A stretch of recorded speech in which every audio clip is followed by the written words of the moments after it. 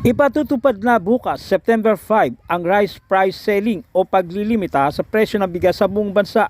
Ang hakbang ay matapos na aprubahan ni Pangulong Bongbong Marcos ang Executive Order No. 39 na nagtatakda sa presyo ng bigas sa 41 pesos kada kilo sa regular milled rice at 45 pesos kada kilo naman sa well milled rice. Kamakailan ay pinulong ng Department of the Interior of Local Government at Metropolitan Manila Development Authority ang mga market administrator para sa pagpapatupad ng mandated price ceiling sa bigas. Sinabi ni DILG Secretary Benhur Abalos Jr. na pinakiusapan nila ang mga market master na tulungan sila sa pagpapatupad ng Executive Order 39. Ito'y sa pamamagitan ng information drive na isasagawa sa mga pampubliko at pribadong pamilihan sa Metro Manila. Ang DILG at MMDA ay tutulong sa Department of Agriculture at Department of Trade and Industry sa mahigpit na pagpapatupad ng kautusan ng Pangulo.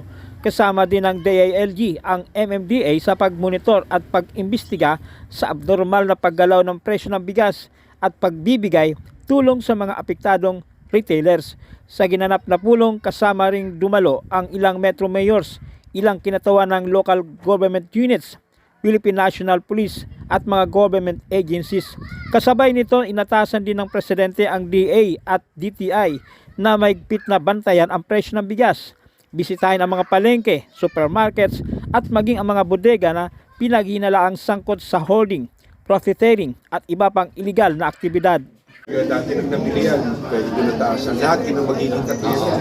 Hindi po, kasi ang dali lang naman magsabi ng gano'n. Paano naman na yung mga, siyempre lugi na, kawawa silang... Lugi na, tapos paano pa magbabalulugi yun? Kaya tama yung sinasabi mo, yung sa mga private, hindi ba? Na kailan matawag mo talaga. Kailangan kasi yun, minsan may sariling desisyon sila.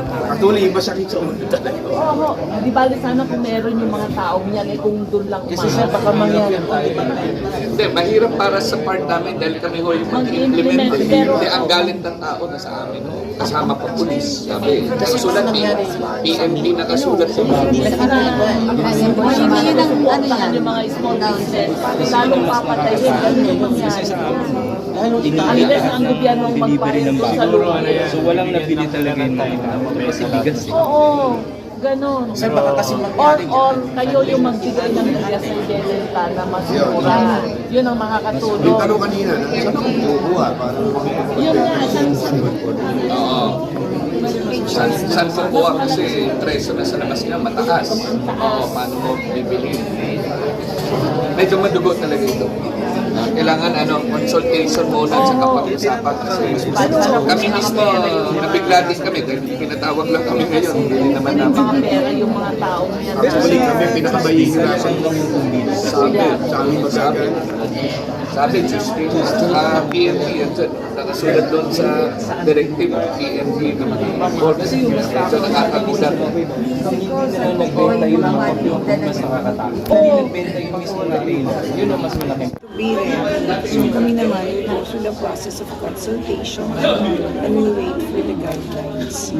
Siyempre there are so many stakeholders na Boss, kunti lang boss. hindi naman pwedeng, di ba, nagagalaw kami ng hindi kami maayos yung guidelines. So, sino ba ang mga lead agencies are DTI and 39. Napaka-importante po yung role namin. Pero since wala pa tayo sa implementation stage, we can help them in our own little way through our Oplan Tambuli. Yung Tambuli, iikot po yung mga mobile cars natin, pupuntahan yung mga market, yung mga nagtitinda ng bigas, for them to be aware of this EO 39.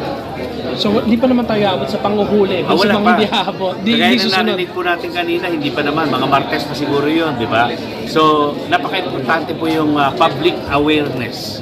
Yan po yung public awareness. Madaligan, pag nagsimula na po tayo ng implementation, kailangan po natin ng support again ng community. So that we'll be able to get a timely, accurate, or real-time informations para malaman natin kung sino yung mga nag-hoard, mga cartels, yung mga nag-smuggle na nakaka-apekto ng presyo ng bigas.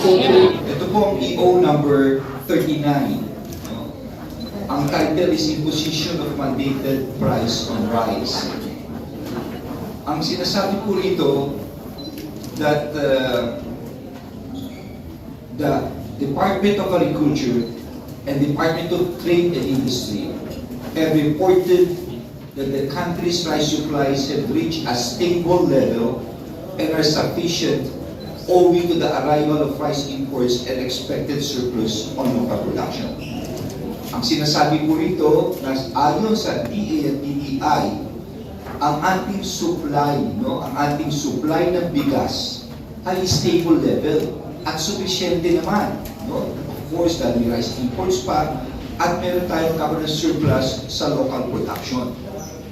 Pero sinasabi rin dito, despite the steady supply of rice, ayon sa DA at DTI, nagkaroon ng report na merong widespread practice of alleged illegal price manipulation, such as hoarding by opportunistic traders and collusion among industry cartels in the light of the lean season.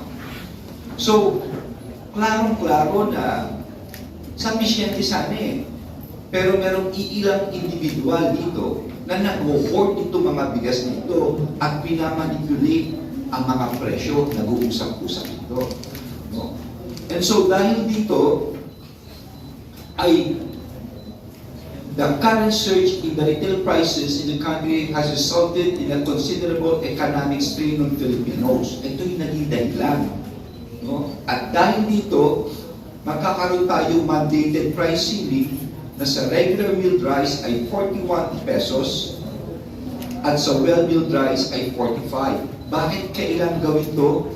Nakalagay din dito sa batas, whereas in the light of the current situation, it is crucial and urgent for the state to guarantee that basic necessities are not only sufficient but also reasonably priced.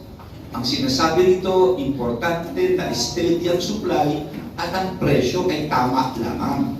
Kaya kailangan gawin itong temporary steps na ito.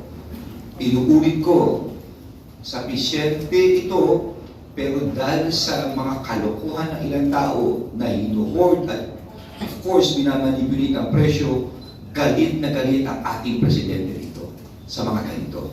Hindi dapat gawin sa ating mga kababayan ito.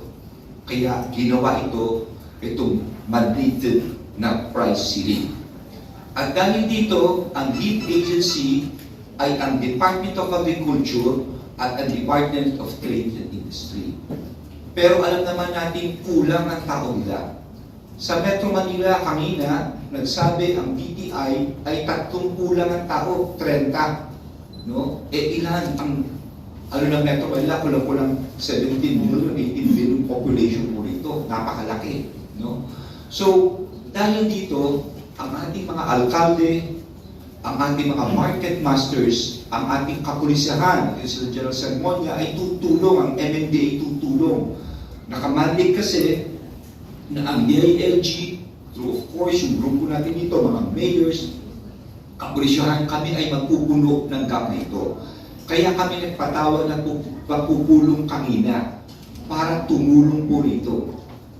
Nag-usap kami na number 1, there must be an information drive na itong EO na ito ay ikakalat sa bawat palengke, hindi lamang public market, pati private, kasama yung mga private na mga supermarket para mainformahan sila. Pangalawa, susi rito ang mga market masters.